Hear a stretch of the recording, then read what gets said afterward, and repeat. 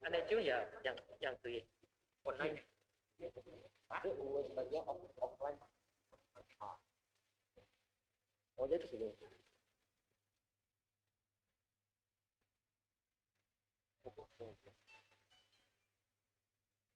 halo oh oh bentar ya kita dengar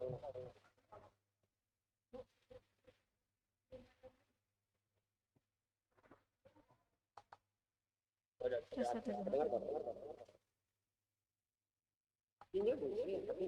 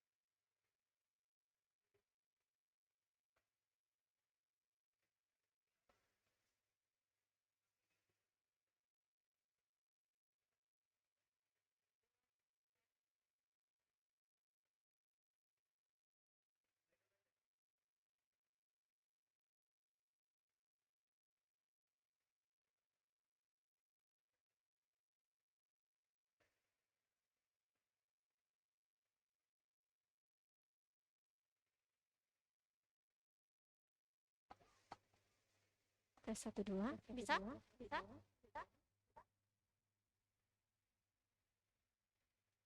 gimana dari Zoom bisa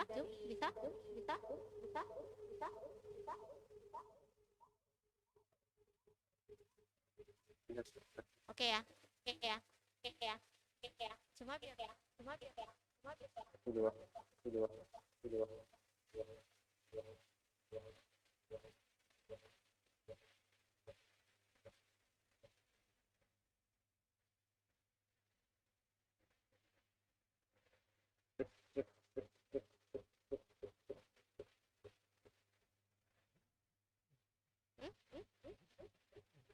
dah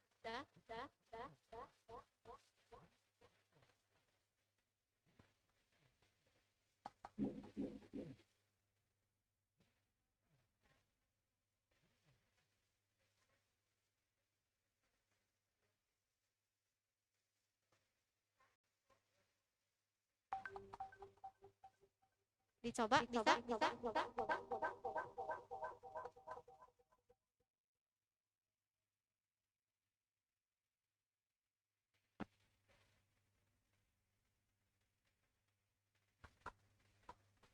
cek cek cek cek cek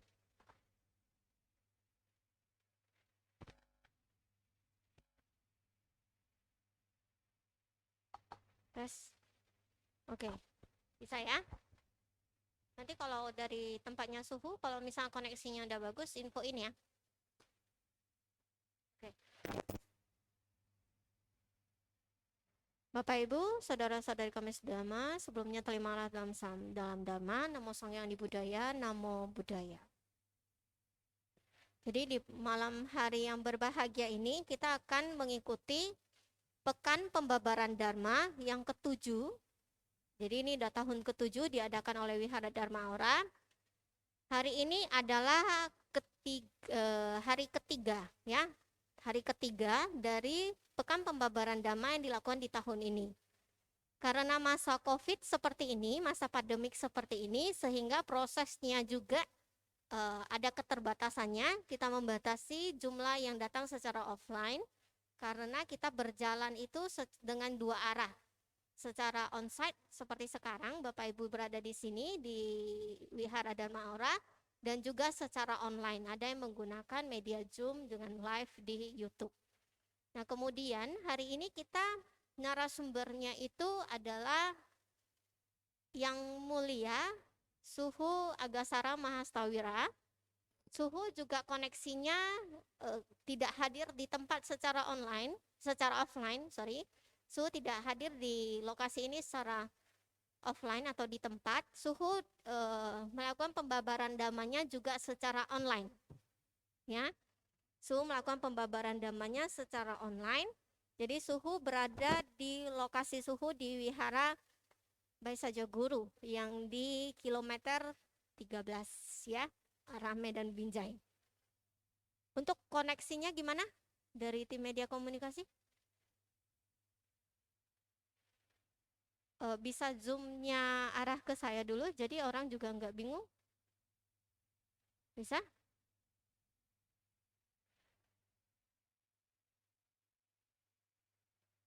Jadi hari ini kita akan melakukan sharing Dharma bersama Suhu yang mulia Suhu Agastara Mahastawira dengan topik agama dan tradisi.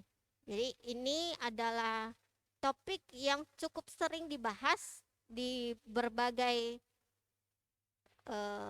webinar, berbagai seminar, berbagai pembahasan-pembahasan, diskusi-diskusi Dhamma.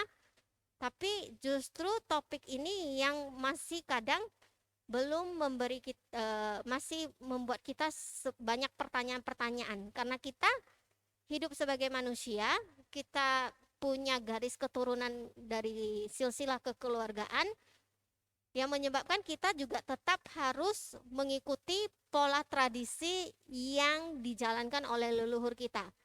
Nah, kadang justru inilah yang menjadi salah satu dari kebingungan kita, mana sih yang disebut agama, mana sih yang disebut tradisi, apakah tradisi dan agama itu bisa sejalan, apakah tradisi dan agama itu bertentangan, apakah lebih baik cuma jalankan tradisi, apakah lebih baik cuma jalankan agama, atau seperti apa. Kadang kita juga bingung memilah, mana sih yang disebut dengan tradisi, mana sih yang disebut sebagai agama. Jadi secara online, itu Suhu udah stay di tempat, di lokasi secara online. Tapi sebelumnya saya akan membacakan sedikit biodata dari Yang Mulia Suhu Agastara Mahastawira. Beliau lahir di Banda Aceh tahun 1974. Jadi aslinya adalah dari Aceh.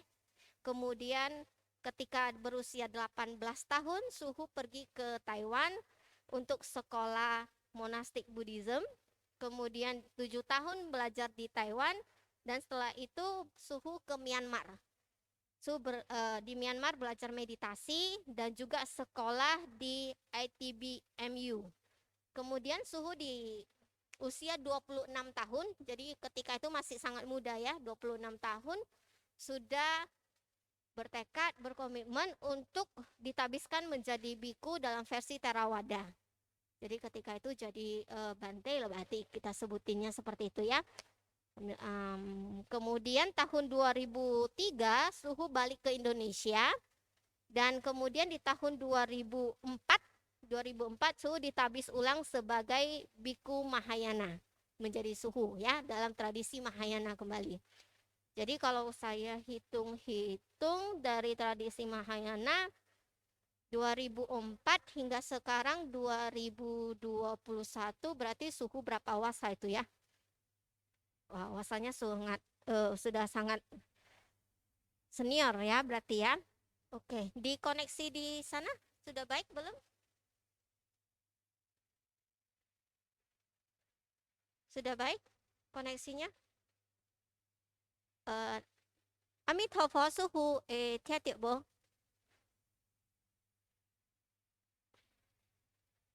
Oh, sorry ya. Dari sini yang belum muncul suara Suhunya.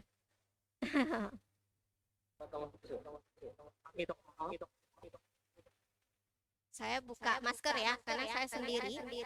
Jadi harusnya masih aman.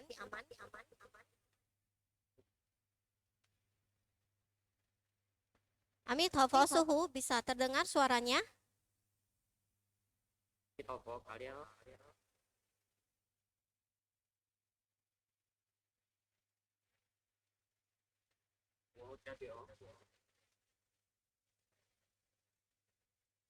Gimana? Oh, Suhu kedengaran, tapi kita yang mungkin di sini yang suaranya mungkin suara Suhu mungkin belum gitu ini terdengar jelas di sini. Kitopo, ya,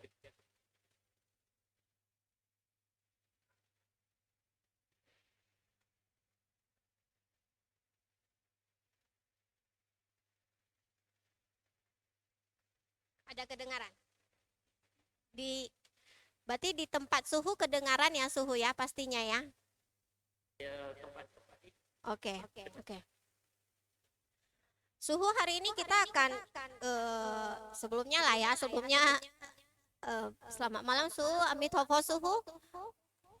malam, Ya, suhu dalam keadaan sehat ya. Jadi di masa pandemi ini yang penting adalah kita semua dalam keadaan sehat. Jadi suhu hari ini kita akan membahas, ini adalah pekan pembabaran Dhamma. Jadi mohon izin kepada suhu sebagai narasumber untuk membahas mengenai dengan topik tradisi dan agama. Itu topik yang akan kita buka pada hari ini. Jadi kami persilakan kepada suhu untuk pembabaran atau sharing dhammanya mengenai topik ini. Silakan suhu. baik, jadi sebelum kita mendengarkan, oh ini suaranya ada kayak dengung gitu ya.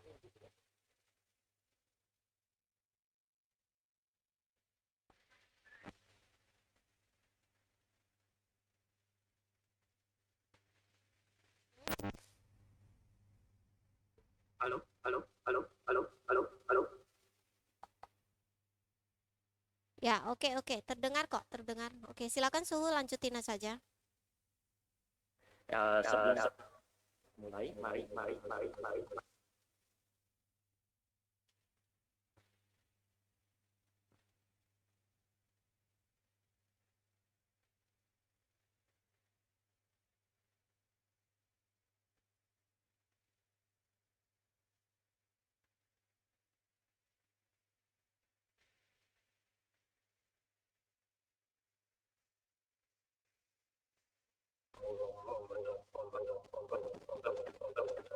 Sejama ni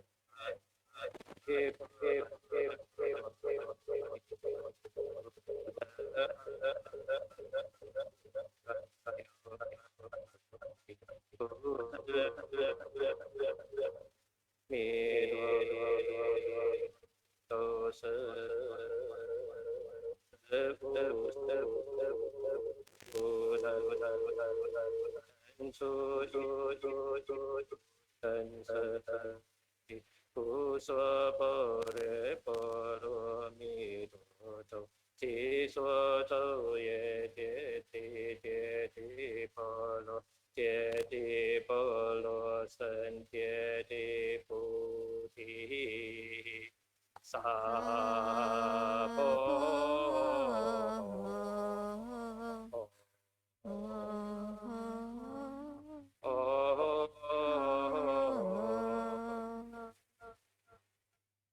Nguyện diệt hậu sanh Trang chú hoa na hậu nguyện tân huệ trần tu nguyện tuệ ta si sia vô sư sư chẳng vô sa ami tốt Ami Tho Phở.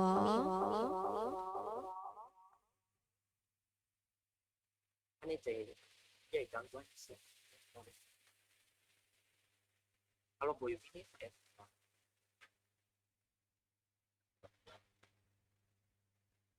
ami tốt phở Ami Tho Phở sư phụ.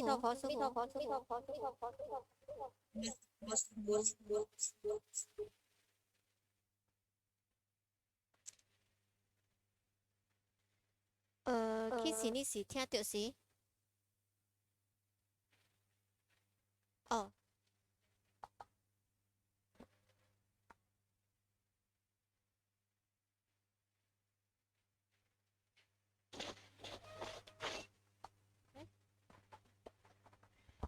Ini theo tiểu sư phụ.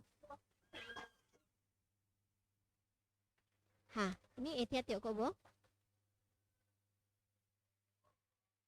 Storing của bố sư.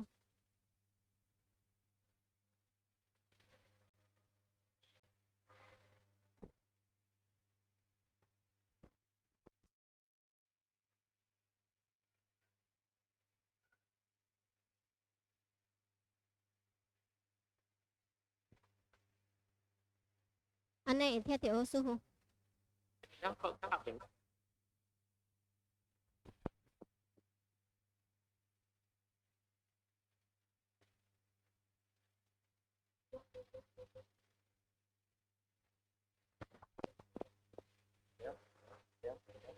thì léo dạ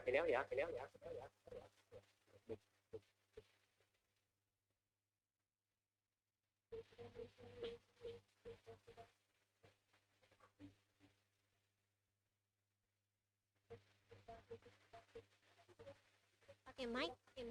Suhu aneh itu tidak jelas, Bu. Ugema, Bu. Bisa ya? Storing kok, Bu.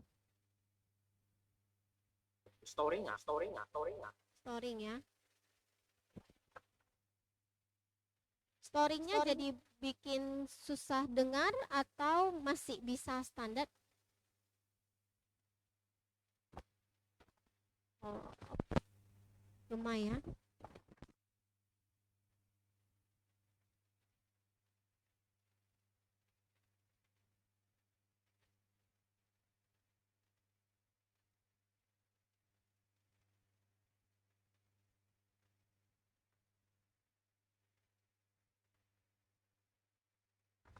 Jadi suhu nanti kita gantian antara saya dengan suhu, nanti kita gantian berbicara. Artinya ketika saya misalnya suhu lagi ngomong, saya akan berdiam dulu, nanti baru gitu, baru biar katanya sih baru bisa nggak storing gitu seperti itu, ya. Oke, silakan dilanjutkan.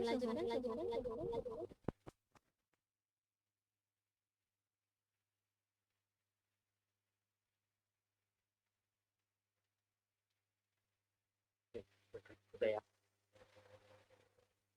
ya para sobat yang terkasih dalam Dharma, terima salam dari saya. Namo Sakyam Adi Budaya, Namo Budaya, Namo. Ya, pada malam yang berbahagia ini kita bersama-sama jumpa di online Dhamma Desa, sepekan Dhamma Desana Wihara Dharma Aura. Jadi topik yang akan saya bawakan kali ini adalah tentang tradisi dan agama Buddha. Jadi sebenarnya apa sih itu namanya tradisi?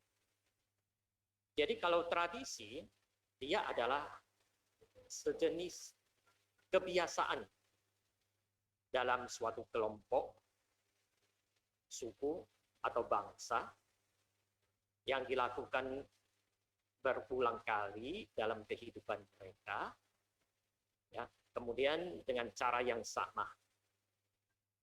Ya, tidak dilakukan secara terus-menerus dan dinilai bermanfaat bagi sekelompok orang itu. Sehingga dilestarikannya secara turun-temurun. Ya. Misalnya setiap bangsa, setiap suku, agama itu memiliki tradisi masing-masing. Nah, kalau kita sebagai suku Tionghoa juga memiliki tradisi kita tersendiri, ya kan? Jadi tradisi kita itu banyak sekali. Nah, kalau semenjak agama Buddha kita itu menyebar dari India ke Tiongkok sana dulu ya. Jadi setelah nyampe di sana,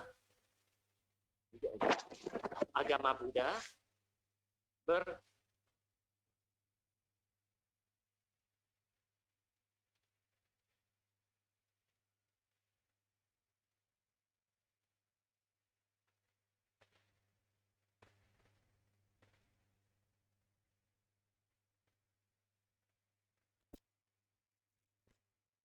Tiongkok sana sudah yang namanya budaya Konghucu.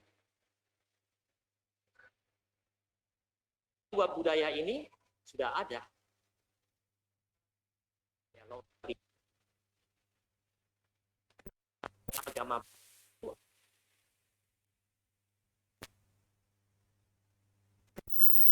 jadi setelah masuk ke Tiongkok, maka dia nyatu dengan lokal,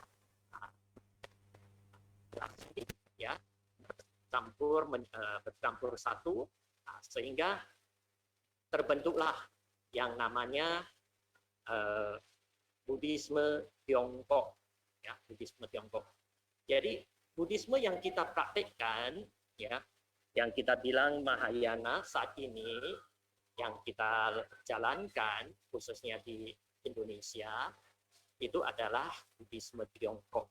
Kita lihat dari cara berpakaian dari anggota sangkanya. Itu ya, itu adalah pakaian orang-orang zaman dulu orang Tiongkok sana. Ya. Dari segi pakaiannya, ya, karena kalau memakai jubah yang sebelah, ya, yang kelihatan bahunya itu kalau di Tiongkok sana itu tidak cocok, tidak cocok, karena sana itu daerah dingin, satu.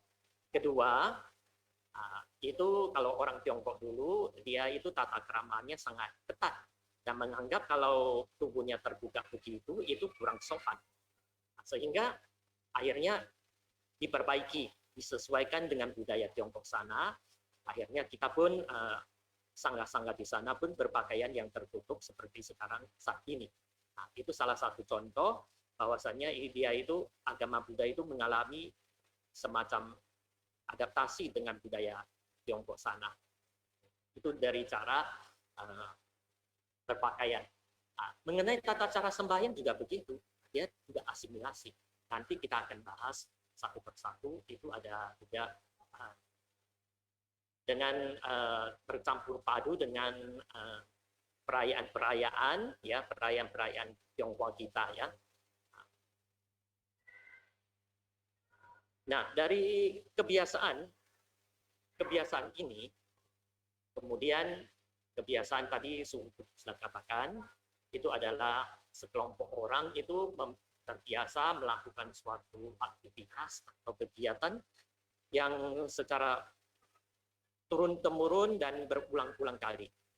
Nah, setelah dilakukan begitu lama, sekian lama, maka akhirnya terbentuklah yang namanya tradisi. Makanya ada tradisi Tiongkok, ada tradisi orang Jawa. Kalau kita bilang di Indonesia kita sini ada suku orang Jawa, tradisi orang Jawa, tradisi orang Batak, tradisi orang Sunda dan sebagainya. Dan kalau kita orang Tionghoa ada tradisi orang Tionghoa.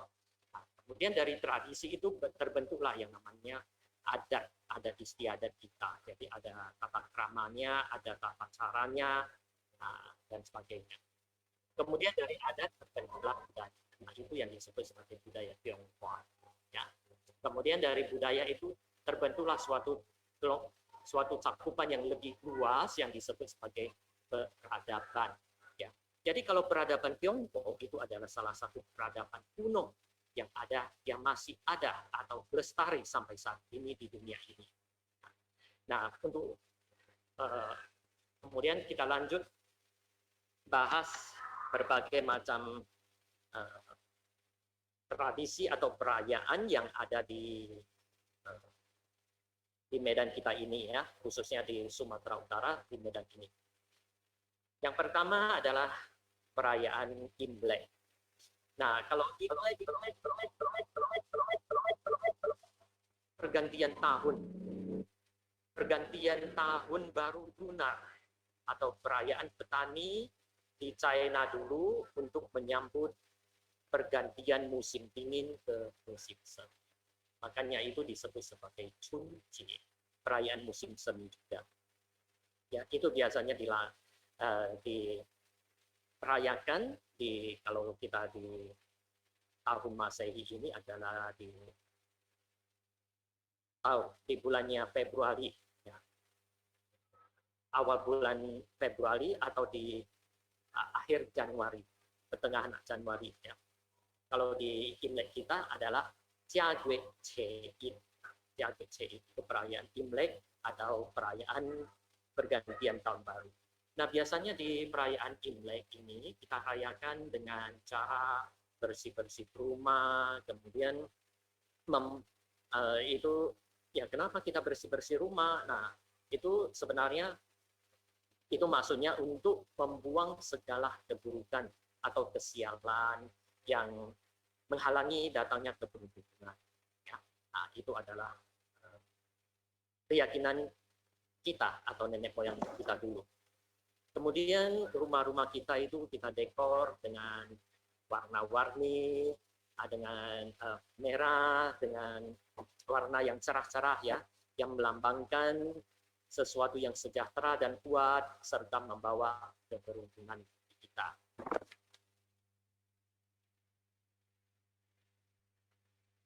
Kemudian kalau warna merah juga dapat mengusir yang namanya Nian.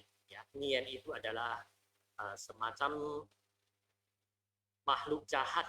Ya, itu mitos China dulu, mitos orang Tionghoa dulu, bahwasanya itu Nian itu adalah makhluk jahat yang bisa mengganggu, yang hidupnya di dasar laut atau gunung. Nah, jadi keluarnya saat musim semi atau saat perayaan tahun baru Imlek itu. Jadi orang-orang itu mereka itu mendekor rumahnya dengan warna merah, kemudian dengan berpakaian merah, semuanya serba merah. Jadi tujuannya itu mengusir ini makhluk jahat ini, ya, atau kita simboliskan sebagai hal-hal yang tidak baik, ya. Kita mengusir hal-hal yang buruk dari rumah kita juga di awal tahun baru ini. Kemudian ada lagi perayaan semacam perayaan pagelaran Liong atau tarian naga dan barongsai. Nah, itu adalah lambang kebahagiaan dan kesenangan yang bisa membawa keberuntungan dan mengusir kesialan. Ya. Nah, kemudian ada lagi itu yang pasti semuanya suka, yaitu bagi-bagi angpau ya. Nah, pasti semuanya suka. Biasanya itu dilakukan dari orang senior kepada orang yang junior, nah, dibagi-bagi angpau ya.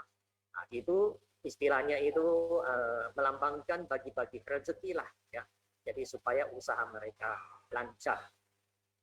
Karena angpau itu bermakna transfer energi dan kesejahteraan. Ya, kita kalau budaya Tionghoa atau filosofi orang Tionghoa itu mengatakan bahwasannya telah, kalau kita ada yang kita lepas, maka ada yang kita dapatkan gitu ya, maknanya di situ. Jadi kalau kita pengen rezeki banyak, ya kita harusnya banyak memberi gitu caranya. Jadi kita kalau misalnya banyak memberi, maka nanti rezeki kita akan tambah banyak. Itu juga sesuai dengan ajaran Buddha bahwasanya kita harus sering berdana, ya kan gitu.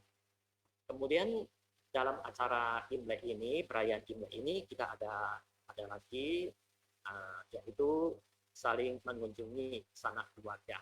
Jadi tujuannya itu untuk mempererat tali persaudaraan. Ya. Kemudian ada lagi satu yang tidak bisa ditinggalkan, yaitu sembahyang leluhur. Ya. Kalau orang Tionghoa dulu, ya sampai saat ini secara turun temurun mereka itu sangat menghormati leluhur atau nenek moyang mereka. Jadi itu ditandai dengan setiap rumah pada dasarnya, pada umumnya ada sincupai, ya kan, ada altar sembahyang untuk leluhur mereka, misalnya nenek moyang mereka, leluhur mereka, atau orang tua mereka, kakek nenek mereka yang sudah meninggal. Ya, ditulis di papan nama itu. Jadi dianggapnya itu mereka di situ itu untuk mengenang mereka. Nah, untuk mengenang mereka, karena kalau tidak ada mereka, ya nggak ada kita saat ini. Ya, jadi kita itu suatu rasa syukur, kemudian juga rasa bakti kepada mereka juga.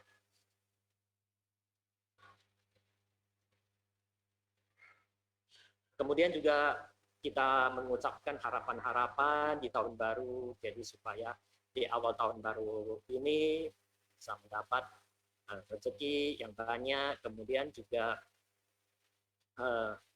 kita juga menjamu leluhur kita ya sebagai media silaturahminya dengan keluarga dan kerabat ya. Jadi sambil kita mengundang mereka juga datang ke rumah kita ya. Jadi juga punya manfaat, punya makna menjalin silaturahmi dan mempererat tali persaudaraan dengan mereka. Itu adalah perayaan Imlek. Nah, kalau di perayaan Imlek, kemudian kita yang beragama Buddhis, kita merayakannya ya sembahyang di wihara, kita ada kebaktian di wihara, kemudian ada acara yang namanya Pohun, ya kan? Itu bermakna, jadi di awal tahun baru ini kita mengharapkan supaya nanti tahun baru ini akan membawa kelancaran dan kebaikan, rezeki bagi kita. Supaya kita lebih maju di tahun baru ini. Jadi maka diadakan acara Pohun, kita sembahyang, kita pasang kita, dan sebagainya. Nah, jadi itu dalam bentuk tata cara Buddhis. Jadi kita ada sembahyang Pohun di perayaan Imlek. Kemudian kedua, perayaan Cendeng. Kita sampai ke perayaan Cendeng. Nah, kalau perayaan Cendeng itu upacara sembahyang kepada leluhur, yakni seluruh keluarga besar yang berada dalam ikatan leluhur sama akan sembahyang dan ziarah di pemakaman. Ritual ini menjadi momen untuk membersihkan diri dan mengenang arwah leluhur kita. Jadi biasanya kalau Cendeng itu di hari hanya di tanggal 4 atau tanggal 5 bulan April. Jadi 10 hari sebelumnya dan 10 hari sesudahnya itu sudah mulai boleh kita sembahyang cengteng. Ya. Jadi kita lihat biasanya ya kalau sebelum pandemi ini di bulan-bulan Maret, pertengahan bulan Maret, tanggal 20-an gitu, itu sudah ramai itu. Banyak sekali perantauan itu orang-orang Tionghoa kita ya, yang dari Jakarta, dari luar kota sana itu semuanya kampung balik di Medan sini untuk sembahyang nenek moyang mereka, untuk sembahyang kakek nenek atau orang tua mereka yang sudah meninggal. Di pemakaman-pemakaman Tionghoa biasanya itu sangat padat. Jadi selain di pemakaman juga ada di tempat itu perahuan, ya tempat taruh itu abu jenazah, yaitu misalnya di vihara-vihara atau di Changtian, di Margaong sana yang ada tempat perahuannya biasanya ramai sekali. Jadi tujuannya itu selain untuk menghormati dan mengenang jasa leluhur, itu juga bermakna supaya kita ini juga untuk membersihkan diri kita, ya, membersihkan diri kita juga. Jadi kalau kita yang Buddhis, kita ya pakai tata cara Buddhis untuk menyembahyangi mereka. Misalnya ya kita pakai vegetarian, ya.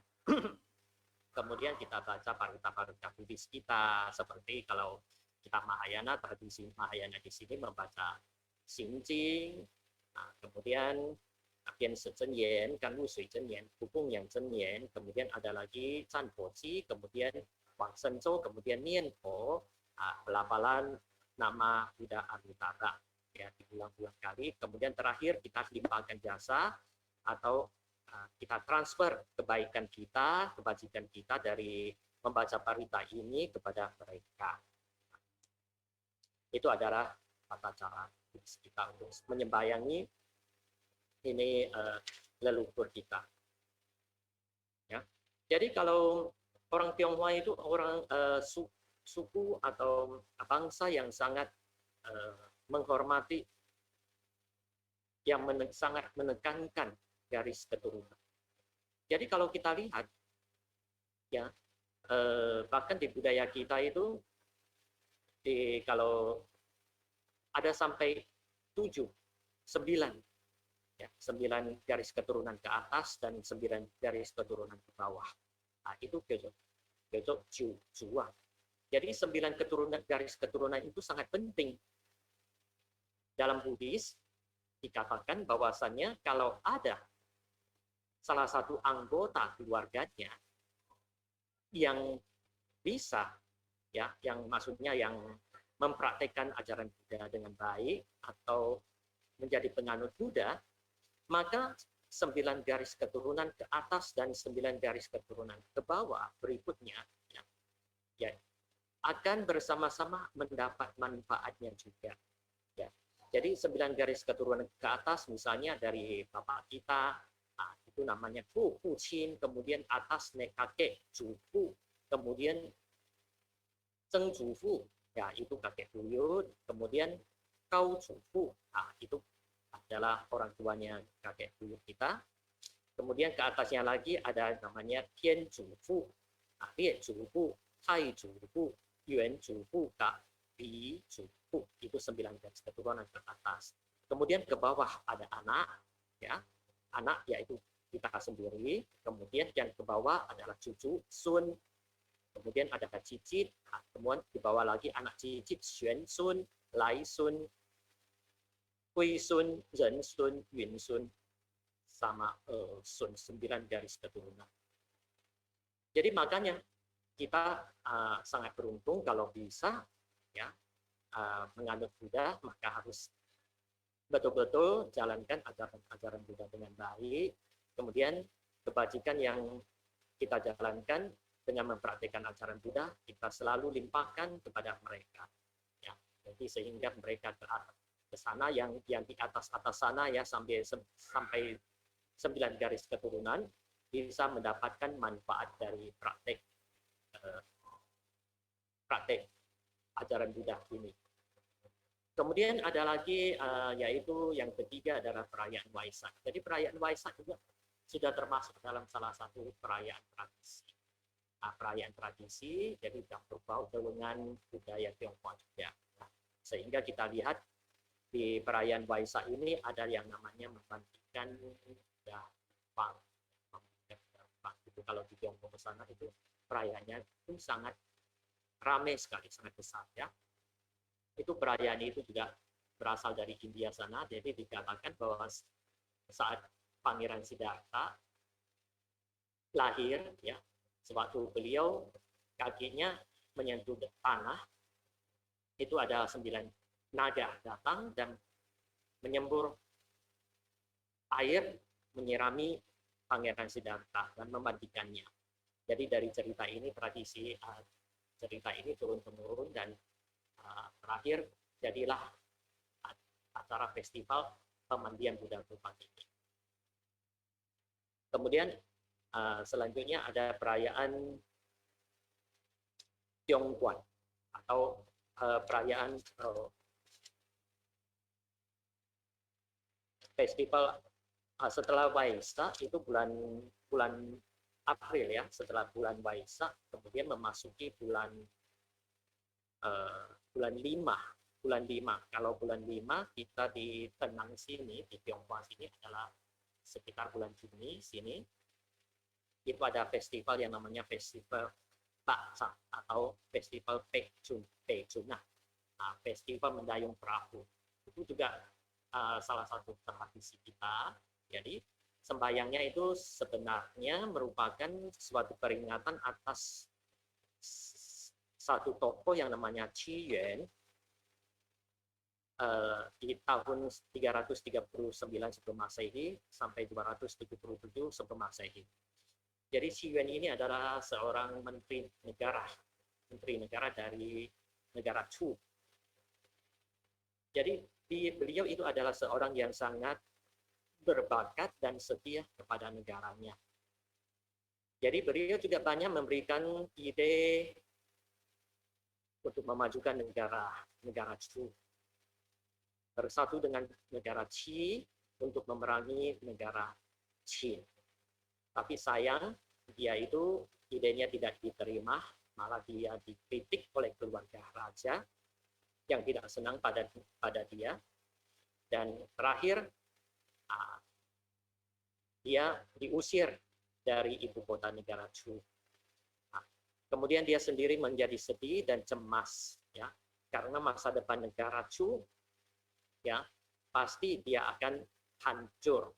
Kemudian dia berpikir-pikir, akhirnya dia stres dan dia itu bunuh diri dengan melompat ke Sungai Milo. Sungai Milo pada tanggal 5 bulan 5. Ya. Nah, itu adalah tanggal kita makan bakcang. Jadi pada saat itu rakyat sedih mencari jenazah sang menteri, lalu melempar nasi dan makanan supaya ikan dan udang di dalam sungai tidak mengganggu jenazah. Lalu lama-kelamaan mereka pun membungkus nasi itu dalam daun-daun ya, yang kita kenal sekarang saat ini sebagai bakcang. Jadi pada biasanya sembahyang bakcang, kita juga setiap rumah ada sembahyang bakcang juga di rumah untuk sembahyang kepada leluhurnya. Kemudian kalau ada altar Buddha ya kita sembahyang ke altar Buddha. Jadi sebenarnya tujuannya itu untuk mengenang tadi tokoh yang namanya Qi Yuan, yang sangat setia, sangat loyal kepada negara. Nah, ini juga mengajarkan kita dari perayaan bakcang ini mengajarkan kita bahwa misalnya kita ini harus setia. Kita jadi orang itu harus setia kepada negara, kepada keluarga, kepada sesama manusia, kepada teman dan sebagainya. Ya. Nah, itu kita petik dari nilai perayaan makan bakcang ini. Nah, kemudian kita masuk kepada perayaan Tiongguan atau perayaan Poto, Festival Hantu Kelaparan. Jadi tradisi ini sebenarnya merupakan produk masyarakat agraris atau masyarakat bertani pada zaman dulu, masyarakat Tiongkok sana ya. Jadi mereka itu hormat pada leluhur dan dewa-dewa. Jadi supaya panen mereka itu biasanya jatuh di musim gugur. Ya, kalau musim perayaan Cikwe itu, perayaan itu foto itu kan jatuhnya di bulan Cikwe, ya bulan ke-7. Itu sudah dekat dengan musim gugur. Jadi supaya panen mereka yang jatuh di musim gugur itu bisa diberkati dan bisa berlimpah. Jadi kemudian masuknya pengaruh Buddhis ke dalam Tiongkok, akhirnya memunculkan juga kepercayaan tentang adanya hantu-hantu kelaparan yang atau makhluk-makhluk kelaparan yang disebut sebagai peta, yang perlu dijamu pada masa kehadiran mereka di dunia manusia. Nah, jadi kalau kita Buddhis itu disebut sebagai perayaan Ulam Bana. Nah, itu juga pas pada Ulam Bana, bulan Ulam Bana itu juga Sangha kan keluar dari wasa mereka.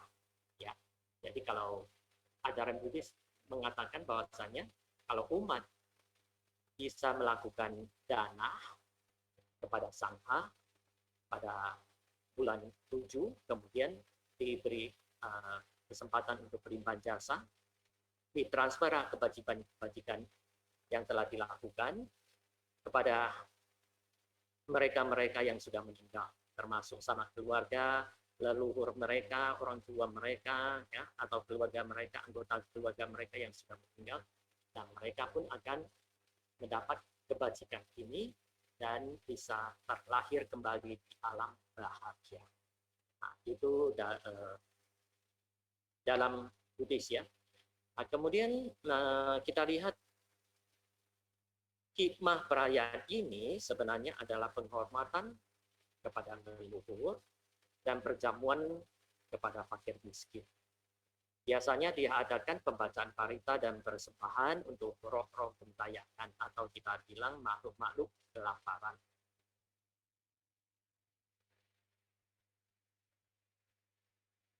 Yang tidak berkeluarga atau ditelantarkan oleh keluarganya. Ya. Kemudian setelah sembahyang, barang-barang itu biasanya diberikan kepada fakir miskin. Ya. Kemudian kalau secara tradisi, ya sembahyang-sembahyang leluhur kayak gitu, sembahyang-sembahyang orang meninggal, ya seperti tadi sembahyang cengbeng dan sembahyang foto ini, kalau tradisi Tionghoa dulu mereka ada bakar-bakar. Ya. Bakar-bakar misalnya ada bakar-bakar uang kertas, kemudian ada baju kertas, kemudian ada rumah-rumah kertas ya, mobil-mobil dan sebagainya, itu macam-macam lah. Sampai saat ini itu mengikuti itu zaman juga. Jadi barang-barangnya makin keren juga ya. Ada itu iPad lah, ya, ada mereknya lagi, ada Apple dan sebagainya. Jadi banyak sekali macam-macam. Itu sebenarnya itu untuk keyakinan mereka masing-masing. Jadi supaya mereka itu mendoakan dengan barang-barang ini ditransfer, jadi supaya mereka di sana, di alam sana ya, di alam akhirat sana mereka menerima barang-barang ini.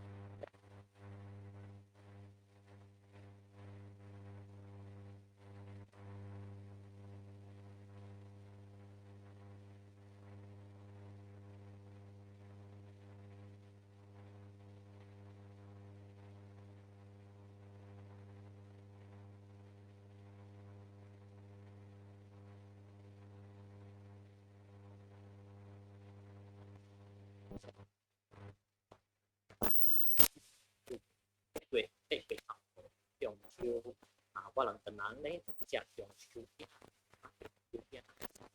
jadi ini Jiak Tiong juga makan kue bulan. Ini perayaannya pun sudah sangat lama juga, dimulai pada dinasti Zhou. Rakyat merayakannya dengan memuja bulan. Jadi pada saat itu juga mereka itu masyarakat agraris. Jadi tidak ada malam itu pada malam hari belum ada listrik ya, jadi semuanya gelap kali. Jadi kalau kue Sabgo, itu bulannya sangat terang, bulan. Jadi mereka pada merayakannya itu dengan berkumpul dengan keluarga di luar rumah, di halaman rumah. Pada dinasti mulai mengirimkan kue bulan pada rekan dan famili sebagai simbol keutuhan keluarga. Nah, kue bulan kan bentuknya bulat ya. Jadi itu juga sebagai simbol supaya keluarga mereka itu solid ya. Dan mereka juga berjalan-jalan dan mengunjungi tepi danau sambil menikmati pemandangan bulan ya yang sejuk. Jadi ini festival bulan juga ada kaitannya dengan legenda Dewi Bulan. Legenda Dewi Bulan di masyarakat Tiongkok sana. Jadi dahulu ada seseorang pemanah ulung yang namanya Hou Yi. Jadi dia itu disuruh oleh Kaisar Yao ya, kira-kira 2000 tahun yang lalu ya, untuk memanah sebelum matahari. Jadi pada saat itu muncul sebelum matahari. Jadi masyarakat penduduk itu nggak tahan terlalu panas. Jadi ada pemanah ulung sangat hebat disuruh oleh Kaisar ini. Perintah Kaisar Yao ini untuk dipanah satu persatu matahari ini supaya jangan terlalu banyak matahari. Jadi dipanahnya satu persatu matahari. Nah, jadi tinggal satu sisa matahari. Jadi dia mau panah lagi. Kaisar bilang, oh jangan dipanah lagi. Nanti kita tidak ada matahari, semua jadi gelap. Nah, akhirnya disisakan satu matahari. Jadi karena jasanya ini, atas jasanya Hou Yi ini dihadiahkan sebuah pil panjang. Dan Hou Yi ini juga menikah dengan seorang wanita cantik yang namanya Chang. Jadi setelah menikah, Chang ini melihat suaminya itu ya ada.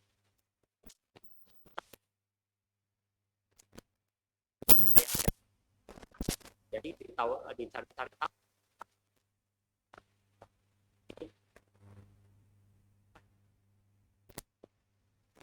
lemari. Ini pun tanpa pikir panjang dimakan, ditelan pilnya itu. Nah setelah ditelan perlahan-lahan tubuhnya itu jadi semakin ringan dan naik sampai ke bulan. Nah, tidak dapat kembali lagi ke bumi. Ya sejak saat itu diperingati sosok Chang'e yang pergi ke bulan juga dan menjadi Dewi Bulan besar. Jadi makanya itu orang tradisi Tionghoa kita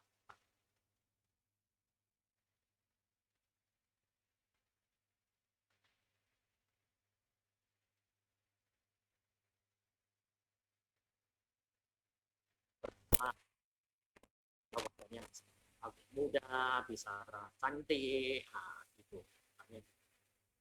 Nah, itu adalah pertanyaannya. Nah, jadi kalau kita putih,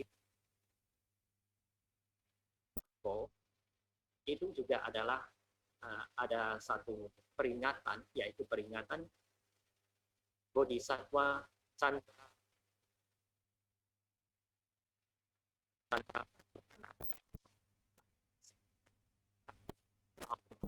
jadinya Bodhisattva. Bodhisattva yang mendampingi Buddha Baisa Cetaguru. Jadi sebagaimana kita tahu, Buddha Baisa Cetaguru ada didampingi dua pengikut Bodhisattva. Yang satu adalah Bodhisattva Matahari yang disebut Wang Buddha. Kemudian ada yaitu Bodhisattva yang disebut Ye Wang Buddha. Ya. Nah, seperti Anda bisa lihat di altar Biara Suku sini. Nah, di sini adalah Buddha Baisa Cetaguru, yang di tengah Buddha Baisa Cetaguru, dan di sebelah kiri sini adalah Bodhisattva Matahari, dan di sebelah kanan sini adalah Bodhisattva Bulan. Ya. Nah, jadi masing-masing melambangkan. Kalau Bodhisattva Matahari melambangkan kebijaksanaan, Bodhisattva Bulan melambangkan cinta kasih. Jadi kalau dalam sisi Buddhis, Bodhisattva Bulan itu adalah cinta kasih, ajaran cinta kasih. Makanya kita harus melatih cinta kasih lebih banyak lagi. Ya. Nah, kemudian juga semedi atau konsentrasi. itu adalah ajaran dalam yang telah diwariskan oleh Buddha kepada kita. Kemudian setelah kita lewati ini bulan Tiongqiu, perayaan Tiongqiu, kita masuk ke festival makan ronde atau onde-onde, atau kita bilang Tongzi, ya, itu sudah bulan 12. Bulan 12 tanggal 22 Desember, ya, 22 Desember. Biasanya itu sudah mulai masuk musim dingin, jadi di Tiongkok sana itu suasananya sudah mulai dingin. Itu adalah perayaan awal musim dingin.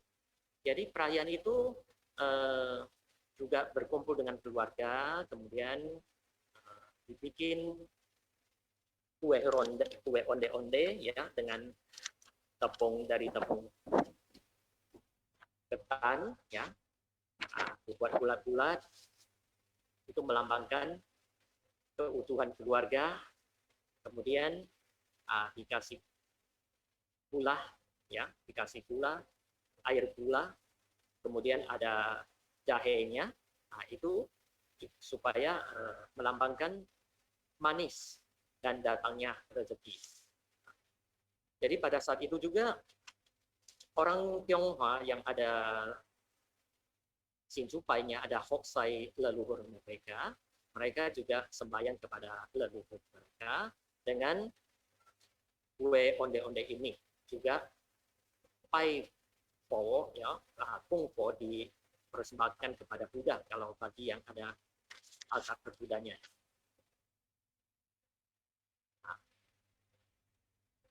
Jadi kesimpulan dari ini,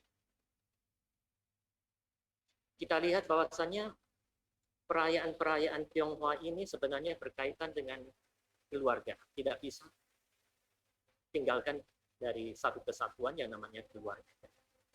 Dari dulu masyarakat orang Tionghoa dulu adalah masyarakat agraris, petani. Dari zaman ke zaman akhirnya sampai sekarang adalah masyarakat sudah masuk perkotaan, kemudian orang-orang pada kerja pabrik-pabrik, dan sekarang zaman saat ini adalah masalah zaman teknologi, digital, itu berubah dia. Jadi setiap zaman itu berubah terus, dan masyarakat peradabannya juga makin maju, ya, negaranya juga makin maju. Tapi kalau kita lihat bahwasannya yang tidak bisa berubah, yang tidak bisa kita ubah adalah budaya. Budaya asalnya itu tetap begitu. Dari asalnya itu dari masyarakat agraris. Masyarakat agraris dulu itu dari satu kesatuan dari keluarga. Kemudian dikatakan bahwasannya hubungan antara sesama anggota keluarga, misalnya dari atas suami dan istri, kemudian orang tua dan anak, ya, kemudian ada lagi kalau misalnya di luar ada atasan dan bawahan, ya, kemudian ada kakak dan adik, kemudian ada sesama teman. Nah, itu disebut sebagai 5 pertalian hubungan, ya.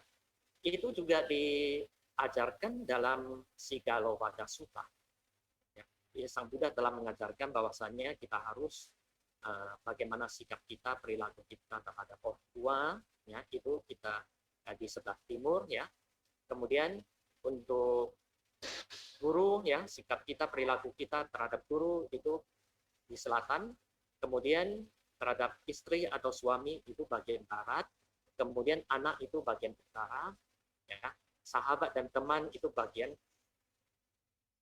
utara. Kemudian bagian bawah itu pelayan dan guru.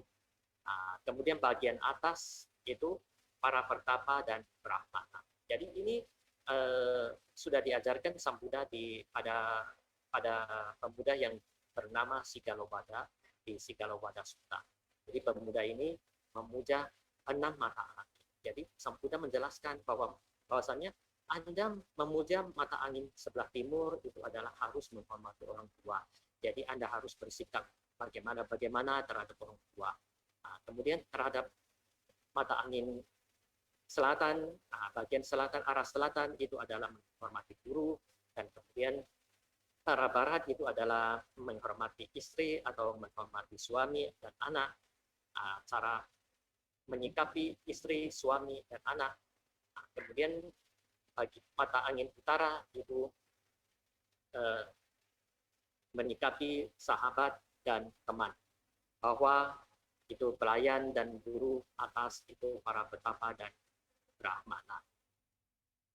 Jadi kita lihat bahwasanya tradisi dan agama Buddha itu sangat erat sekali kaitannya, ya, sangat erat kaitannya. Jadi kita tidak bisa bilang bahwasanya kita harusnya kita hanya mengikuti tradisi atau kita hanya mengikuti agama Buddha, ajaran Buddha.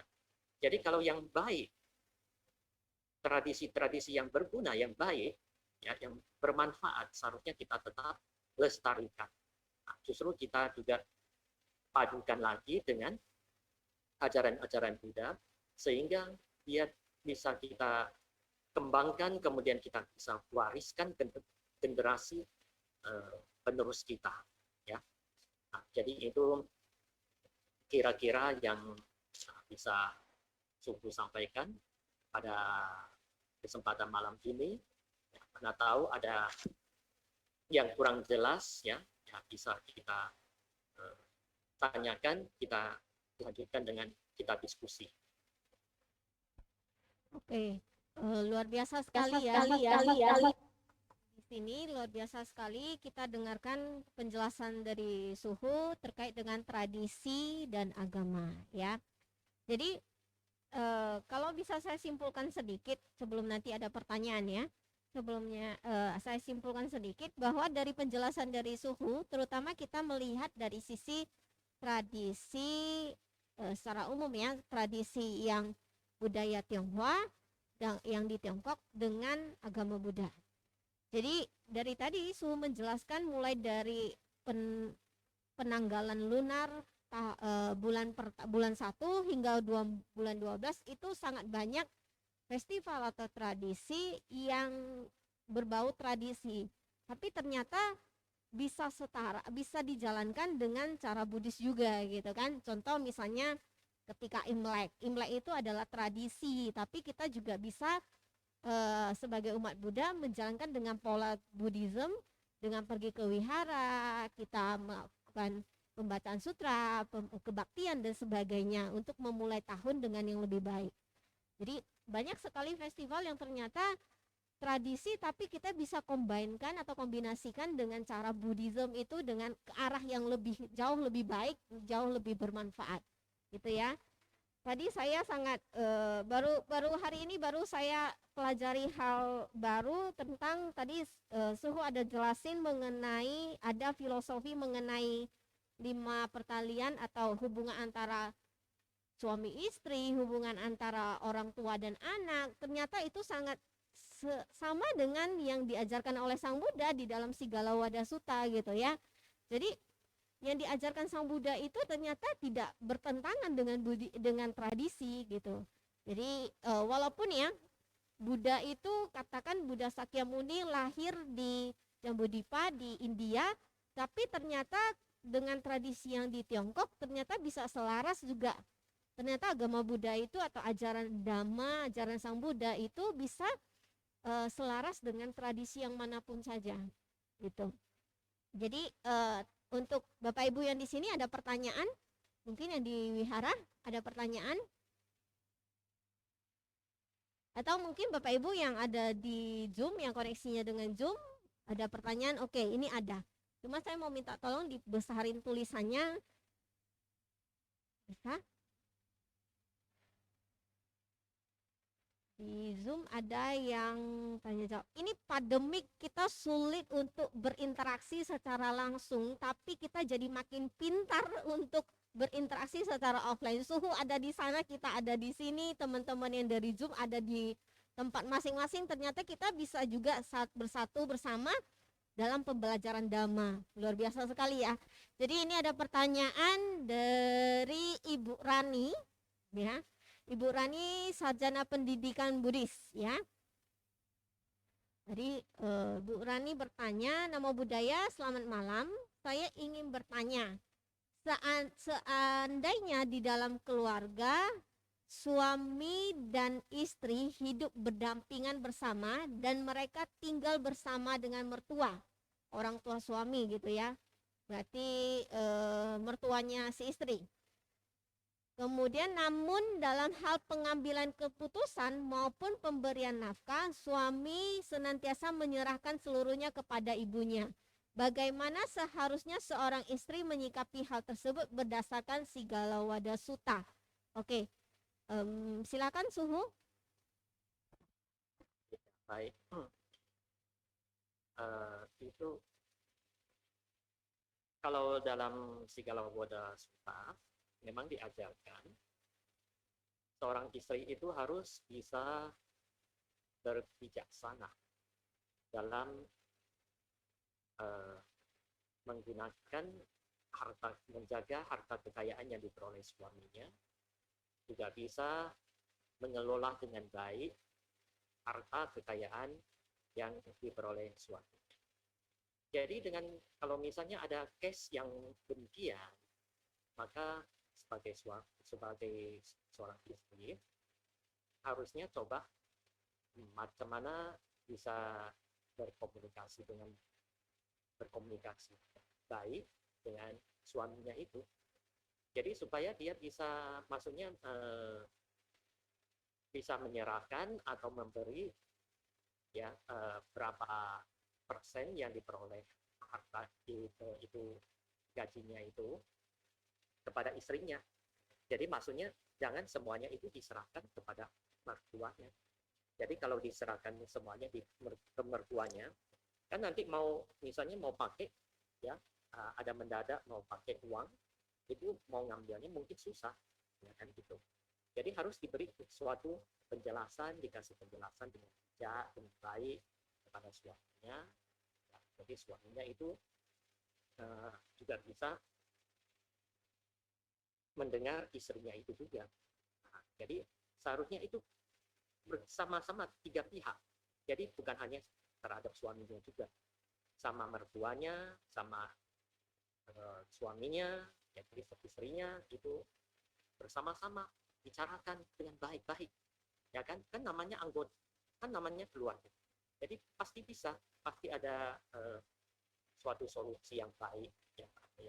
Nah, mungkin itu cara penyampaiannya lah, ya. Yang penting itu penyampaiannya bagaimana, pasti surasta pasti sang mertua ataupun sang suami pun bisa terima kalau punya alasan yang kuat. Nah, begitu jawaban Suhunya. Oke, terima kasih Suhu. Ada pertanyaan lain lagi? Dari Zoom ada? Dari sini ada yang bertanya? Oh ya, silakan, dari sini ada ya.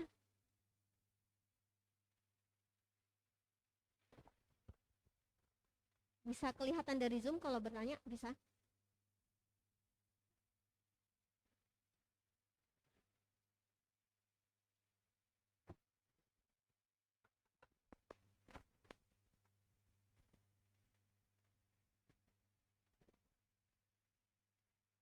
Amitofo, Suhu. Nama saya Dharma Sasmita dari Muda Mudi Wira Dharma Aura. Izin bertanya Suhu, sebenarnya seberapa pentingkah sebuah agama dan tradisi dalam kehidupan kita sebagai seorang manusia, dan juga bagaimana cara kita tetap melestarikannya? Di saat ini kan banyak juga kaum muda yang sekarang kurang peduli akan agama mereka, bahkan tradisi di keluarga mereka sendiri. Terima kasih Suhu. Tradisi sama agama itu hubungannya sangat erat dan tidak bisa dipisahkan satu dengan lainnya. Ya, bisa dikatakan kalau tradisi itu adalah jati diri kita. Kalau misalnya kita orang Tionghoa, maka kita seharusnya itu kita punya kewajiban ya untuk lebih mengenal dan lebih memahami tradisi-tradisi yang diwariskan oleh leluhur atau nenek moyang kita. Nah, karena kita lihat saja orang Tionghoa, bangsa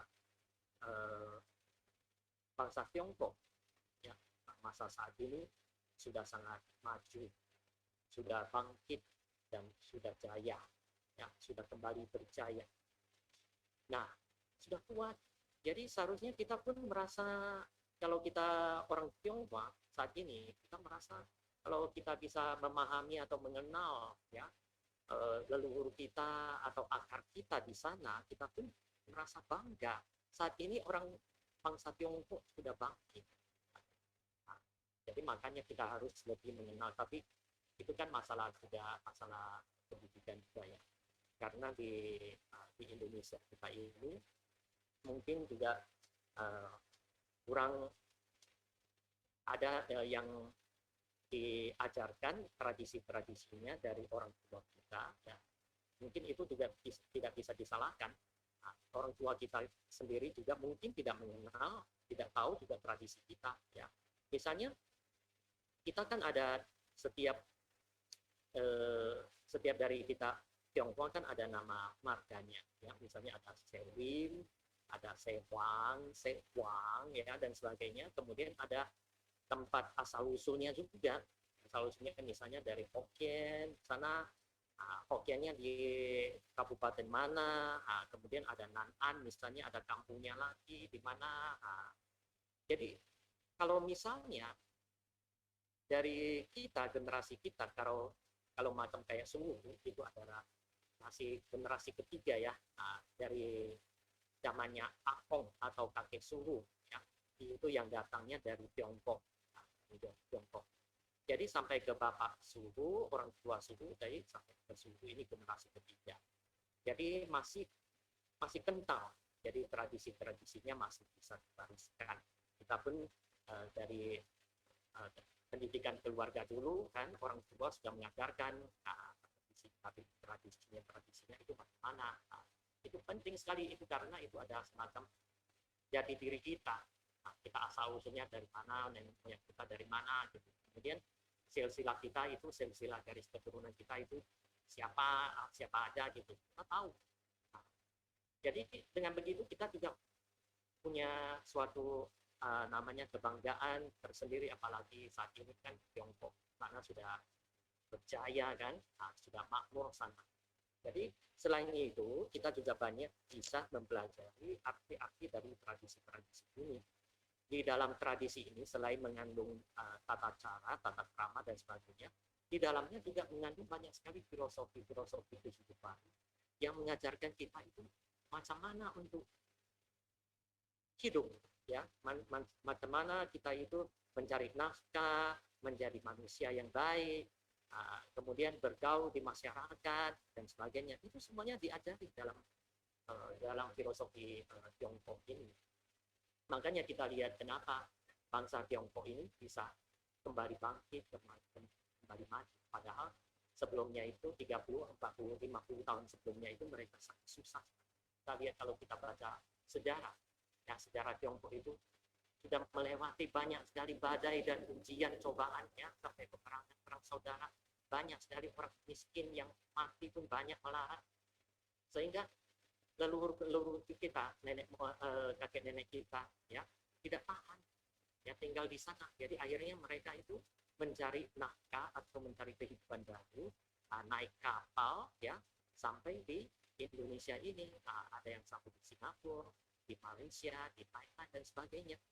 Makanya orang Tionghoa itu bisa menyebar ke seluruh penjuru dunia.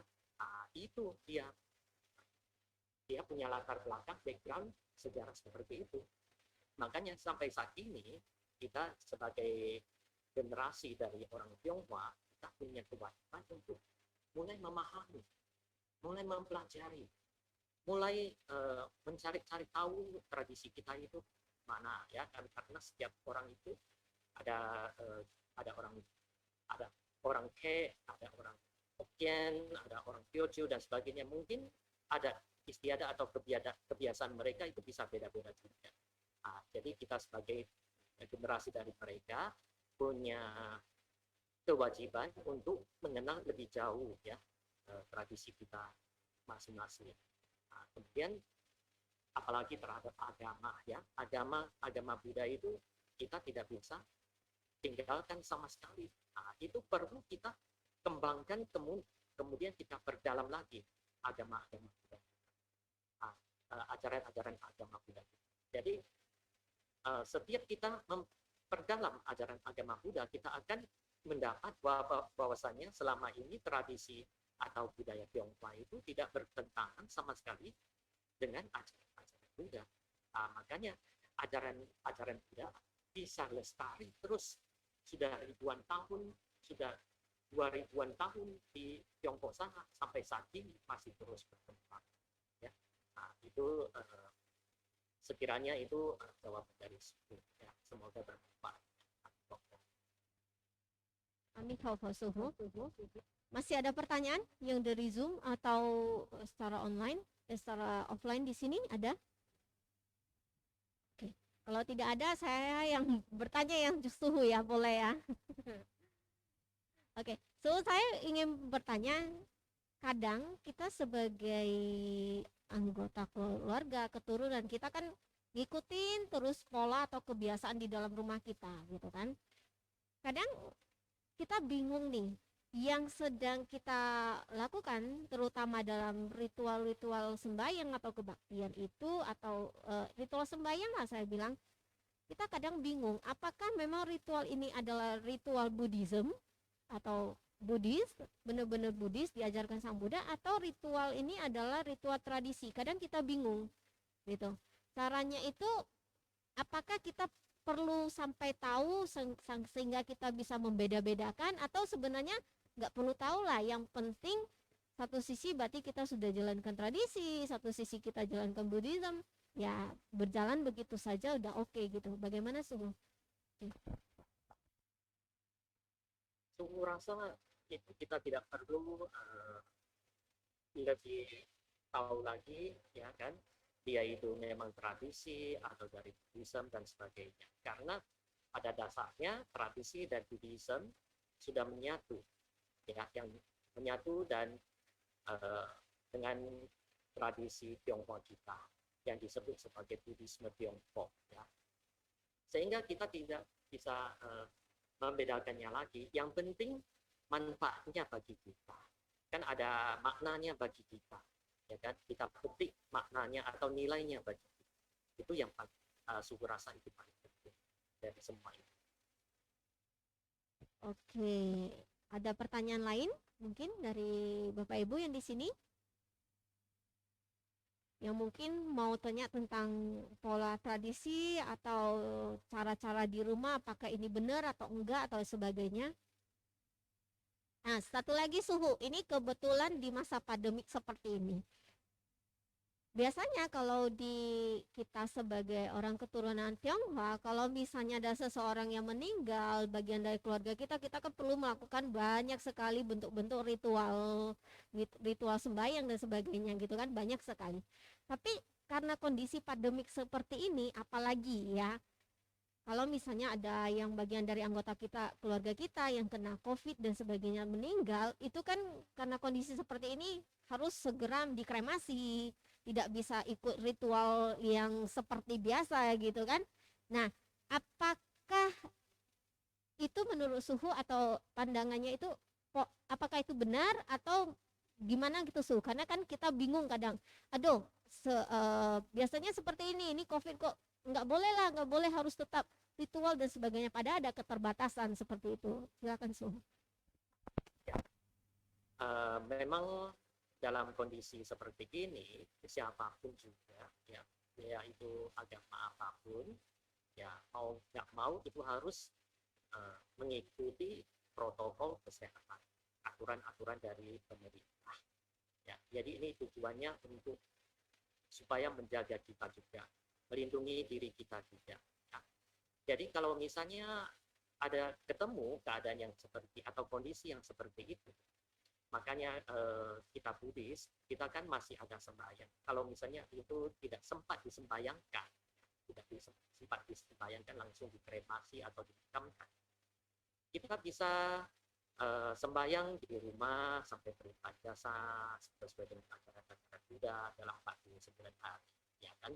Nah, jadi misalnya kita masih ada coci, tauci, dici, saci, sici, guoci, laci, cici, kan masih ada perayaan ya, minggu pertama, kedua, ketiga, 4, 5, 6 sampai 7, 49 hari. Jadi selama 49 hari sesuai dengan ajaran Buddha, kita bisa banyak melakukan perbuatan-perbuatan baik atas nama ini mendiang, kemudian kita hidup jasa kepada ini mendiang.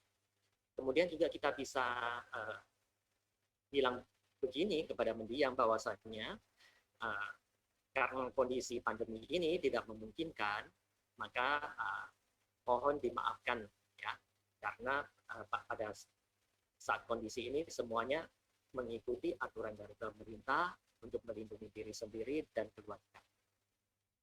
Jadi mau nggak mau harus mengikuti.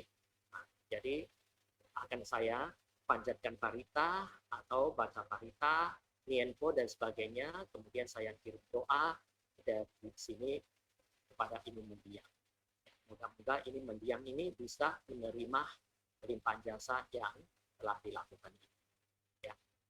Nah, itu salah satu cara yang paling baik untuk menyembayangi orang yang meninggal dalam kondisi pandemi COVID ini. Oke, terima kasih Suhu. Ini jam berapa ya? Saya masih ada satu pertanyaan lagi sih Suhu, yang sampai sekarang saya pengen sekali tahu terkait dengan kondisi sekarang ya. Mungkin ini di luar dari tema kita. Ini mengenai COVID juga. COVID banyak mengenai COVID-19 ini banyak dirasakan efeknya, baik itu kesehatan, perekonomian dan sebagainya. Apakah sampai seluruh dunia ini, nggak cuma di daerah-daerah tertentu, di keluarga tertentu? Apakah bentuk karma seperti apa sih yang sampai sepertinya berbuah berbarengan itu seluruh dunia seperti ini? Oke, terima kasih Suhu.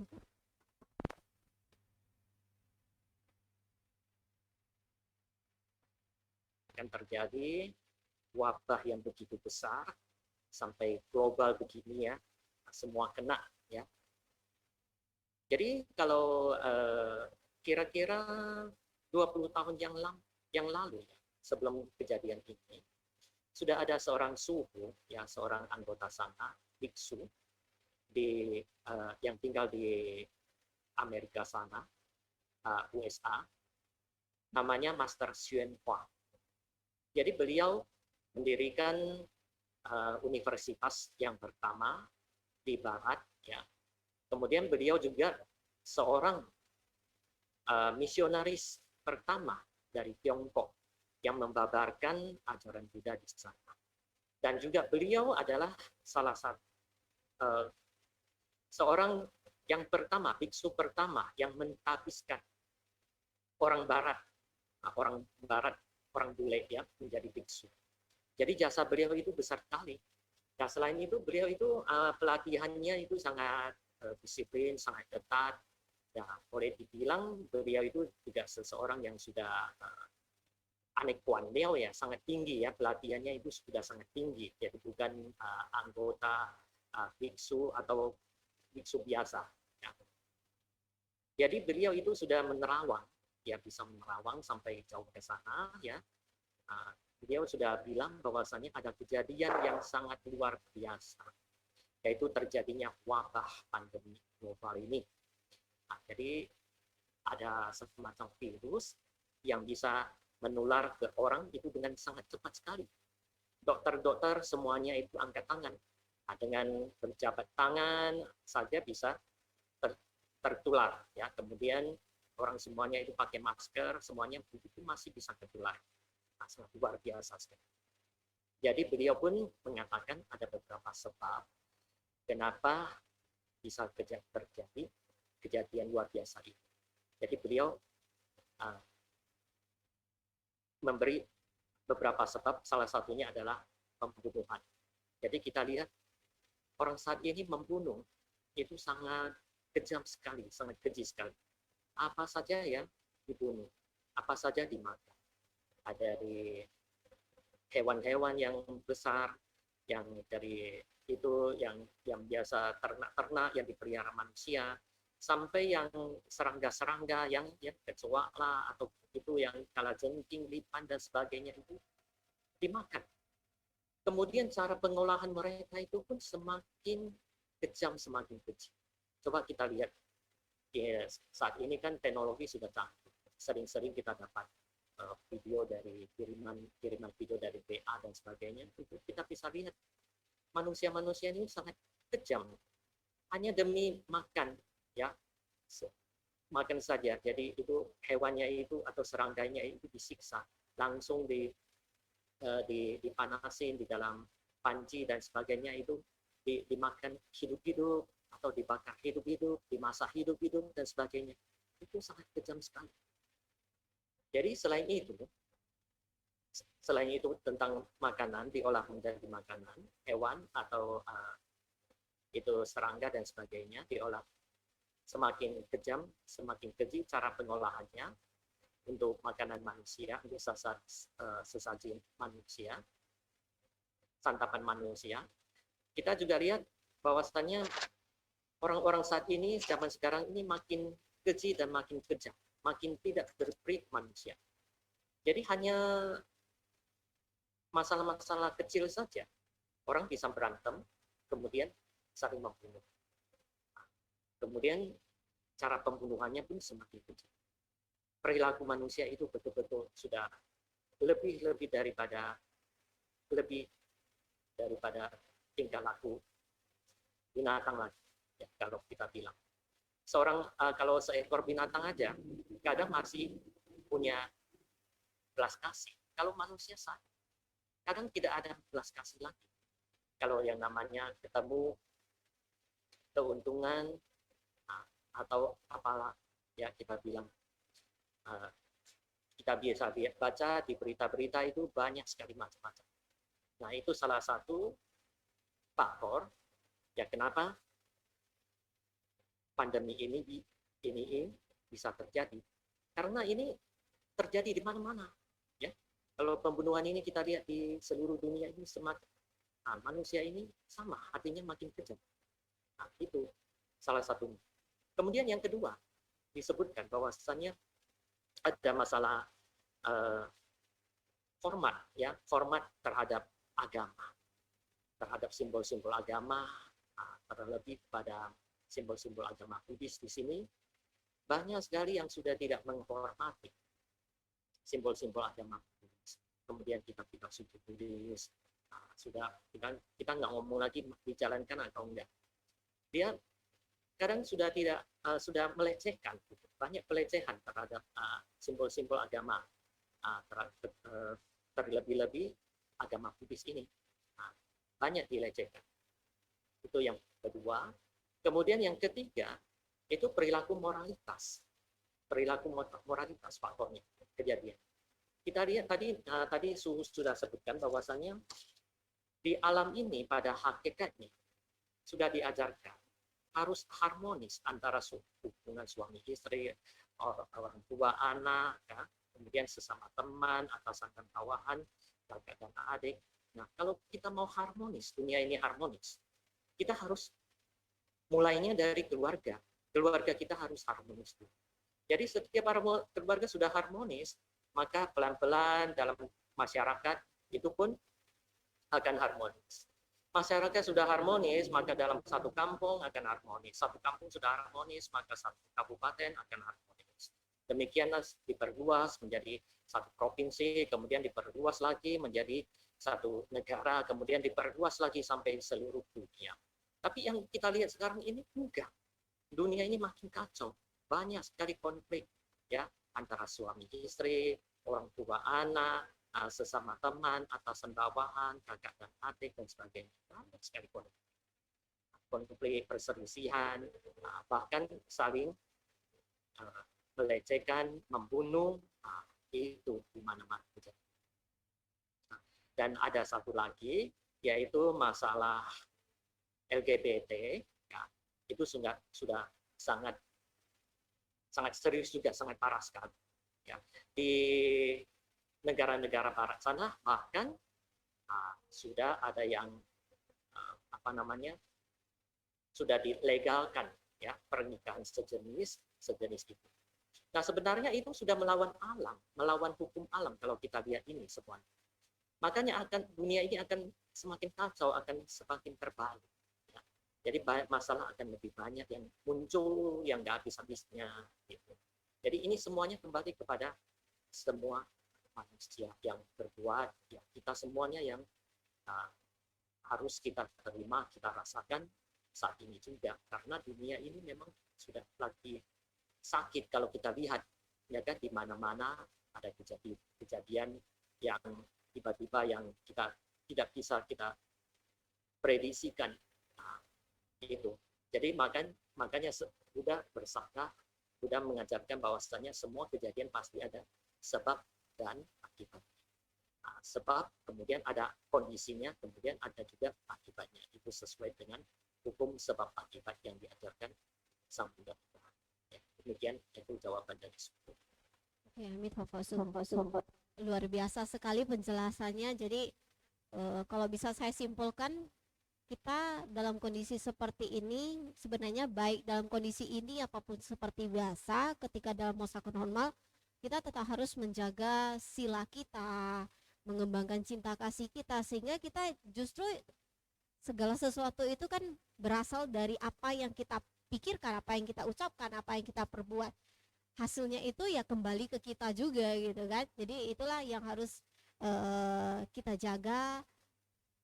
Kita sangat beruntung ya, seperti kata Suhu tadi, ada filosofi menyatakan kalau misalnya 9 keturunan kita, 9 keturunan itu beragama Buddha, kita akan berlimpah berkah loh bagi diri kita, bagi keluarga kita. Jadi itu satu filosofi yang saya rasa luar biasa sekali gitu.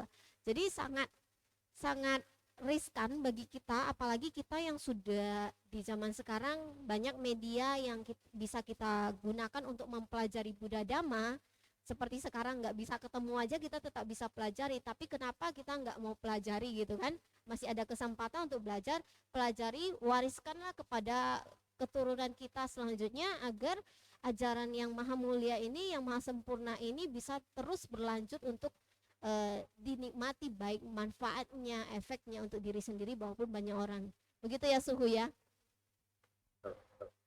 Oke. Jadi Suhu, untuk yang hari ini sih sessionnya sudah selesai. Jadi gimana? Oh, ada satu pertanyaan Suhu. Wah, luar biasa ini Suhu. Oke. Saya suka kalau misalnya jadi moderator tuh banyak pertanyaan, berarti banyak yang pengen tahu gini, greget dengan ajarannya yang disaringkan itu, jadi pengen tahu. Oke, silakan, mana pertanyaannya? Oke, sama ya, sumbernya dari Ibu Rani, Namo Buddhaya, selamat malam. Saya ingin bertanya, seandainya jika seseorang telah meninggal, kemudian setelah beberapa tahun kemudian, tiba-tiba seorang kakak diberikan mimpi tentang adiknya, seakan dia terlahir menderita. Sedangkan berdasarkan konsep etnis Tionghoa, seorang kakak tidak bisa melakukan, bisa seterusnya? Tidak bisa, oke, saya baca sekali lagi. Sedangkan berdasarkan konsep etnis Tionghoa, seorang kakak tidak bisa melakukan sembahyang terhadap seorang adik. Oh, karena dia lebih besar ya, usianya lebih besar. Namun sang kakak kerap kali membacakan parita dan melakukan perbuatan baik untuk dilimpahkan jasanya kepada adiknya. Dalam hal ini, apakah si adik yang telah meninggal berarti tidak dapat memperoleh atau menerima pelimpahan jasa tersebut? Terima kasih Suhu. Oke.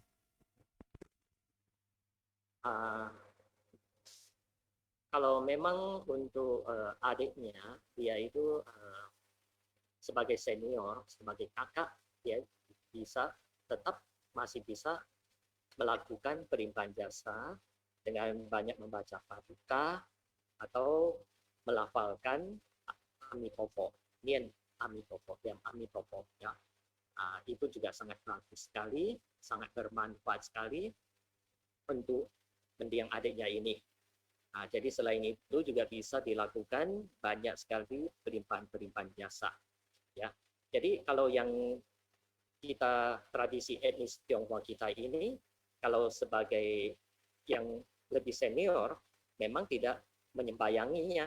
Maksudnya menyembayanginya itu bersujud, ya. Kalau misalnya dia ada abu jenazahnya, ya, di abu jenazahnya itu dia tidak bersujud, itu hanya yang lebih juniornya itu yang bersujud, yang bernamaskara padanya. Jadi kalau bagi dia itu hanya wenshin, ya, atau hanya hejang anjari, kemudian membaca parita, kemudian melakukan pelimpahan jasa kepadanya. Ya, dengan begitu juga si mendiang ini tetap bisa menerima apa yang dilimpahkan jasa kepadanya. Karena tetap berkalian keluarga, ada hubungan darah yang kental antara ini antara kakak dan adik, ya, abang dan adik. Ya, demikian jawaban dari Suhu. Oke, luar biasa ya. Yang di sini bisa kasih tepuk tangan untuk Suhu yang dengan kondisi seperti ini juga Suhu masih bersedia untuk sharing-sharing ya.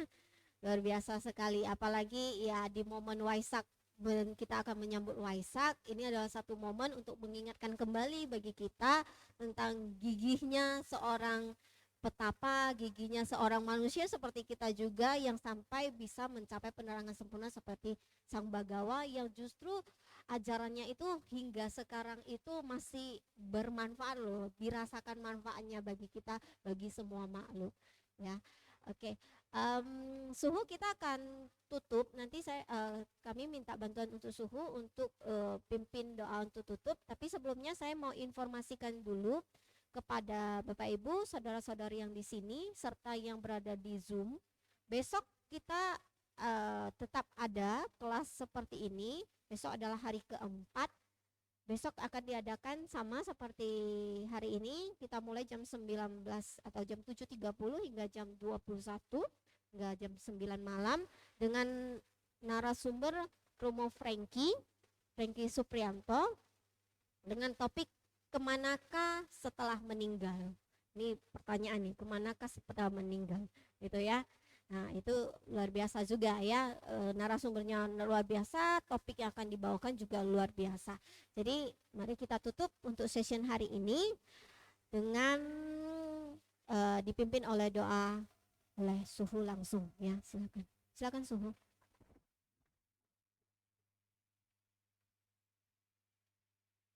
Semoga kebajikan dari pembabaran Dharma ini bisa menambah wawasan dan kebijaksanaan serta pencerahan hidup kami. Semoga kebajikan dari pembabaran Dharma ini membawa sukacita bagi semua yang mendengarkannya. Semoga Buddha, Dharma, dan Sangha, Sang Triratna, para Buddha dan Bodhisattva senantiasa memberkati kami, dijauhi dari segala krisis, musibah, dan bencana, serta menyertai kami dengan kesehatan, kelancaran, keselamatan, kedamaian, dan kebahagiaan. Semoga pandemi COVID-19 di seluruh dunia segera teratasi, para pasien diberi kesembuhan, dan para korban kematian segera terlahir kembali di alam bahagia. Semoga semua makhluk berbahagia sampai sata bhawan tusu kita. Satu. Amin. Sekian dan terima kasih. Sekian dan terima kasih Suhu. Semoga Suhu senantiasa dalam keadaan sehat ya, dalam kondisi seperti ini tetap sehat sehingga dapat melaksanakan tugas dan juga memimpin berbagai ritual dan sebagainya dengan kondisi yang lebih baik. Ya, Sabhu, Amitofo, selamat malam.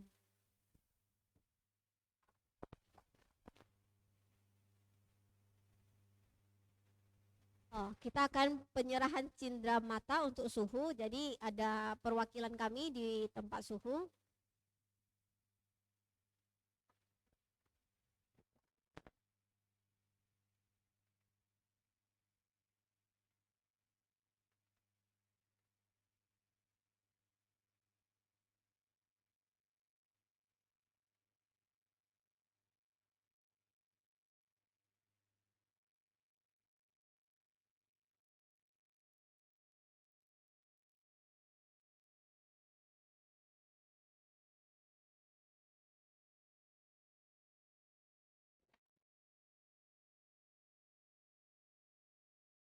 Oke ya. Salam Namo Buddhaya.